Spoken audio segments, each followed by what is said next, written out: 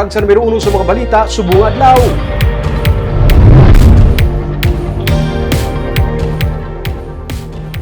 Bacolod City Mayor-elect Aldi Benitez may na-appoint na nga City Legal Officer nga manging kabahin man sa transition team. Kaya sa karong ginahingyo nga maka-meeting sa temprano pa ang transition team man ni outgoing Mayor Evelio Lunardia.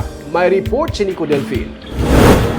Si Attorney Romeo Carlos Ting Jr. ang napili ni Mayor-elect Benitez nga mangin City Legal Officer siya pagsugod sang iya administrasyon sa Hunyo 30.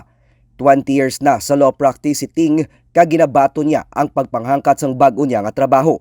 Upod sanday Attorney Pacifico Maghari III nga ginappoint nga City Administrator, Attorney Carol Joseph Chu nga mangin Secretary to the Mayor, re-elected Councilor Alice Pino kag anay Councilor Cesar Distrito mangin kabahin sila sang interim transition team nga pangunahan ni re-elected Congressman Greg Gasataya.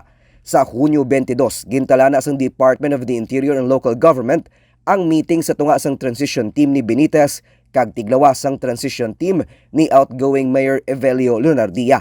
Pero suno kay Ting, malipot ang nabilin nga inadlaw para mausisa nila ang mga dokumento nga igatugyan sa ila sang outgoing administration.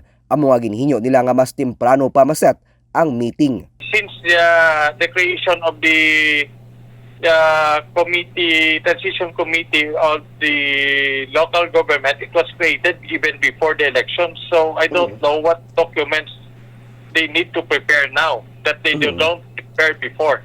Samtang suno kay Attorney Bong Dilag, spokesperson ni Benitez, ginahulat na lamang nila karon ang pagbalay ni Benitez ng igatukod nga Truth Commission.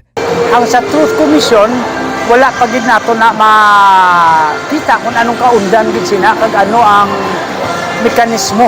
Anong mekanismo nga gusto ni Mayor Aldi Benitez papanaog.